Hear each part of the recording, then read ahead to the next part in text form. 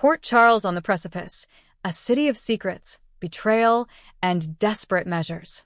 The city of Port Charles is once again a pressure cooker of simmering tensions and explosive secrets, with its most powerful families caught in a maelstrom of political intrigue, personal vendettas, and heartbreaking choices. In a week of dramatic confrontations and clandestine maneuvers, the lines between hero and villain, protector and threat, have blurred to a dangerous degree.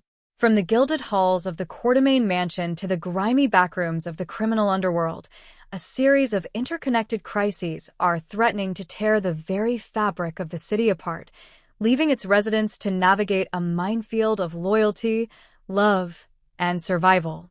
At the heart of one storm stands Sonny Corinthos, a man accustomed to war but now fighting on fronts he cannot fully control. Simultaneously, a deeply personal and terrifying drama unfolds around his son, Michael Corinthos and Sasha Gilmore Corbin, whose new parenthood has become a nightmare, forcing them to turn to the one man who operates best in the shadows, Jason Morgan. As these major plot lines converge, smaller but no less potent dramas are igniting across the city, promising a future where no one is safe and the consequences of past actions are coming due to be paid in full. The weight of the world. Sonny Corinthos under siege. Sonny Corinthos has long been the untouchable king of Port Charles, but his throne has never felt more precarious. The aftermath of Natalia Ramirez's death has become a political weapon, wielded with chilling precision by his adversaries. The primary antagonist in this public crucifixion is Ezra Boyle, a man who sees Sonny's vulnerability not as a tragedy, but as a golden opportunity. Ezra's crusade to dismantle Sonny's empire is relentless and multifaceted. He has cornered Marco Rios, forcing him to answer invasive questions on camera, transforming a personal tragedy into a media spectacle designed to paint Sonny as a monster. When Marco, disgusted by the exploitation of Natalia's memory, threatened legal action, Ezra remained undeterred, his eyes fixed on a larger prize. This political assault extends to the mayor's office, where Laura Collins finds herself in an impossible position.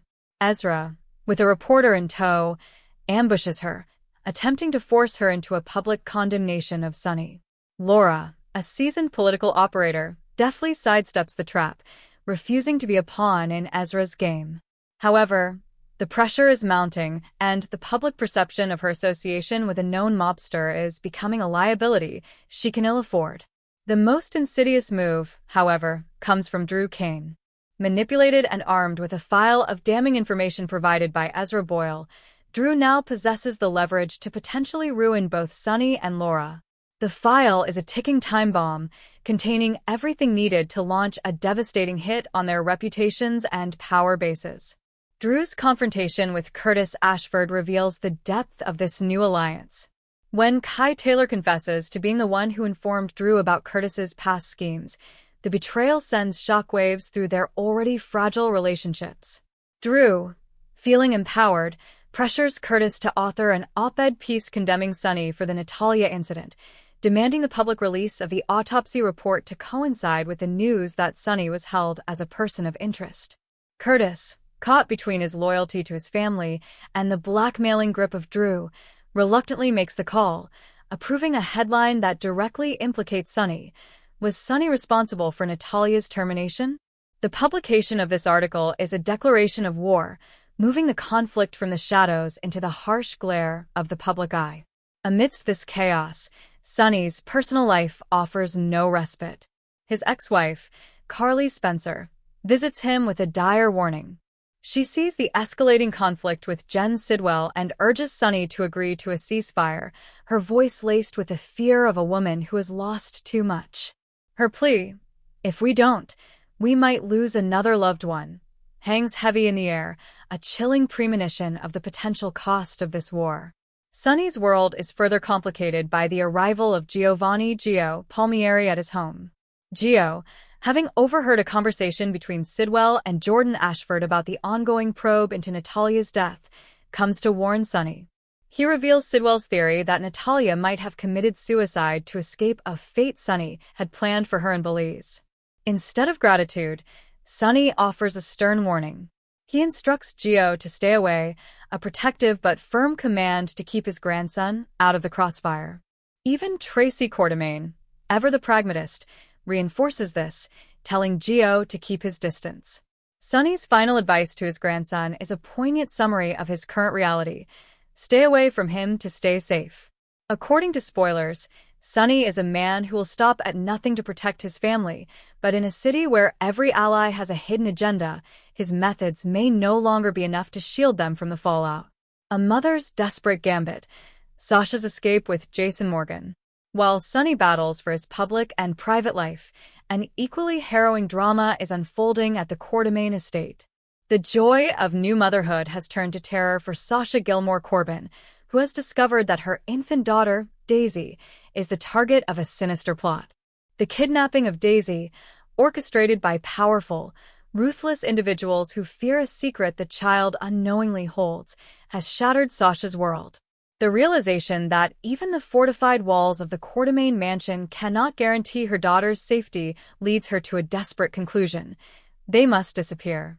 Her decision to go into hiding with Daisy is met with fierce resistance from the child's father, Michael Corinthos. His initial refusal is born of a father's instinct to protect, believing he can keep them safe within the family compound.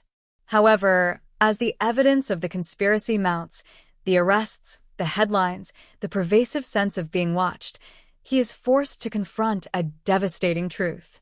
The safest place for his daughter is far away from him. In this moment of crisis, there is only one man they can trust to navigate the treacherous path ahead, Jason Morgan. A call from Michael brings Jason to the Quartermain boathouse, where the gravity of the situation is laid bare. Michael, his voice cracking with emotion, entrusts the lives of Sasha and his infant daughter to his longtime friend and enforcer. The scene is a portrait of profound grief and sacrifice, as Michael sobs over the milestones he will miss, the first steps and first words that will happen far from his loving eyes. Jason, a man who has also known the pain of being separated from his children for their own safety, offers what little comfort he can. He understands the sacrifice, assuring Michael it is not his fault. The plan is set in motion. Jason will escort Sasha and Daisy into hiding, to a place so remote and off-grid that not even Sonny knows of its existence.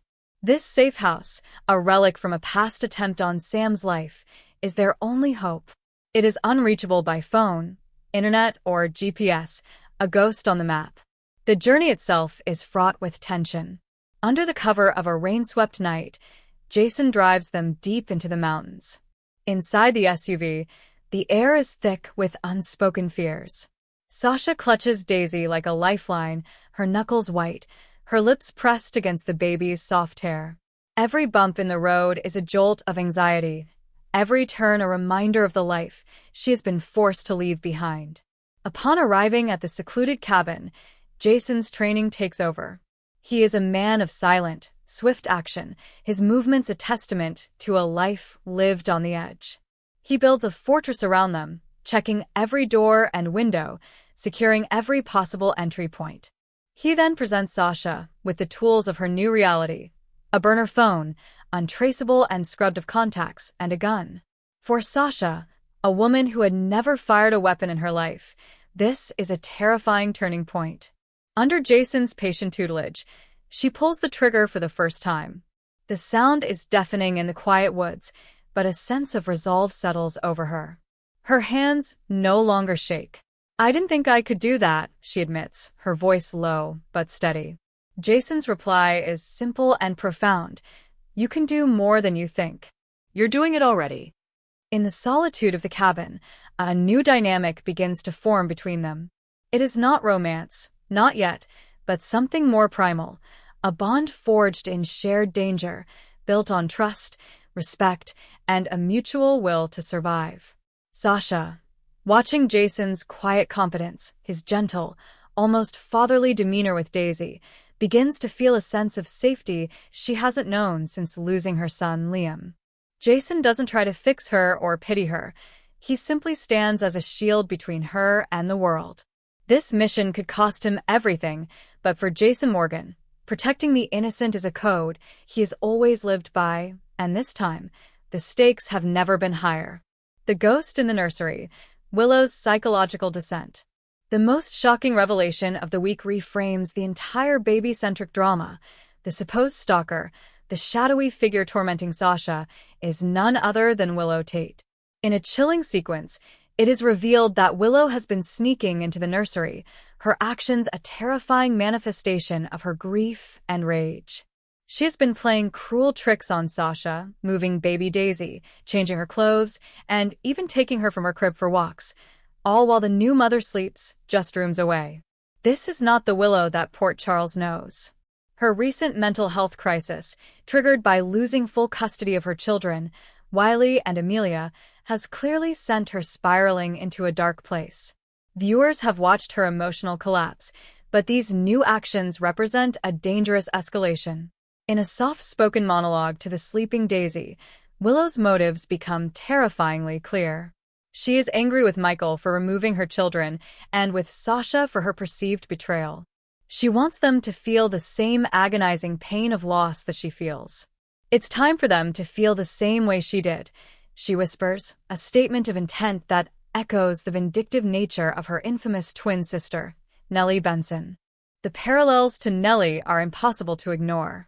Nellie's reign of terror was predicated on a similar desire for retribution, a twisted sense of justice that led her to manipulate, gaslight, and ultimately endanger those around her. Now, it seems Willow is walking down that same dark path. Her actions are not just violations of a court order. They are the calculated moves of a woman on the verge of a complete breakdown. Spoilers suggest that this storyline may be heading towards a diagnosis of dissociative identity disorder, DID, which would explain her erratic and uncharacteristic behavior. The consequences of Willow's actions, once revealed, will be catastrophic. Michael and Sasha will undoubtedly hold her accountable, and even if they show leniency, the law may not. She has broken multiple statutes, and her actions could easily land her in prison. However, a DID diagnosis could change the trajectory, leading her not to a jail cell, but to the sterile confines of Ferncliff, the city's mental institution. This would be a cruel irony, as Nellie's gaslighting once drove Carly to that very same place. Willow Tate is pursuing a campaign of revenge, and her ultimate target may be Sasha's sanity, a chilling echo of her sister's legacy. Cracks in the foundation, a cascade of betrayal and broken trust. The theme of betrayal reverberates throughout Port Charles, fracturing relationships that once seemed solid. Curtis Ashford finds himself at the epicenter of this decay. His past has come back to haunt him with a vengeance. At his office, he is confronted by Kai Taylor, who confesses to being the one who told Drew Kane about Curtis's scheme with Jacinda. The news is a gut punch, but Curtis has little time to process the betrayal before Drew arrives, twisting the knife further by pressuring him to publicly turn on Sonny. This web of deceit places an unbearable strain on Curtis's relationship with Trina Robinson. The secret is out, and Curtis must now face his daughter and explain his actions. Whether their bond can withstand this revelation remains to be seen. It's a test of forgiveness and understanding, with Trina's trust in her father hanging by a thread. Across town, at a new photography exhibit by Joel Sarter, another relationship shows signs of cracking. Ava Jerome, already on edge, becomes increasingly agitated by her partner Rick's focused attention on Elizabeth Baldwin. The situation intensifies when Cody Bell, in a moment of supposed clumsiness, spills a drink on Elizabeth, giving Rick an excuse to dote on her. Ava is more incensed by Rick's behavior than by her own flirtatious banter with Cody. The altercation escalates until Rick, sensing a point of no return, flees the scene, leaving their relationship in a state of uncertainty. This B-plot serves as a microcosm of the larger theme. Trust is a fragile commodity in Port Charles, and jealousy is a potent poison. Unraveling a new mystery, the secrets of Professor Dalton. Even as current crises reach their boiling point, a new mystery is beginning to take shape. Jason Morgan, before being consumed by Sasha's plight, had promised Anna Devane he would investigate the enigmatic Professor Hank Dalton and his secretive lab. This investigation is now a simmering subplot, poised to become a major storyline. The younger generation of Port Charles is also being drawn into the mystery. Emma Scorpio Drake and Jocelyn Jacks discuss the professor, with Emma clearly trying to get under Jocelyn's skin by mentioning her plans to visit Vaughn. Their youthful rivalry is a prelude to a much more serious undertaking. The secrets hidden within Professor Dalton's lab are hinted to be monumental, with General Hospital spoilers suggesting a connection to a cloning plot, a classic and beloved trope from the show's history. The return of Kelly Thiebaud as Britt Westbourne by the end of the month seems perfectly timed to coincide with this investigation, suggesting she may be a key player, or perhaps even a victim, of whatever Dalton was working on. Conclusion: a city on the brink. The coming weeks in Port Charles promise to be a crucible of fire and revelation. Sonny Corinthos is surrounded, fighting a war on all sides with his family's safety as the ultimate stake. Jason Morgan has taken on his most critical mission yet, a desperate race against time to protect a mother and child from an unseen, powerful enemy. Meanwhile, Willow Tate's descent into darkness threatens to consume everyone around her, her quest for revenge mirroring the destructive path of her late sister. Relationships are being tested to their breaking point, with betrayal and suspicion poisoning the well of trust. As these stories intertwine and accelerate, the question is no longer if the dam will break, but when. Who will be the first casualty of these escalating wars? Can fractured families find a way to heal, or are they destined to be torn apart by the weight of their secrets? And what horrifying discovery awaits in the depths of Professor Dalton's lab? The residents of Port Charles are bracing for impact, and for viewers, the drama is just beginning. Thanks for watching this videos. Please hit the subscribe button for more updated news.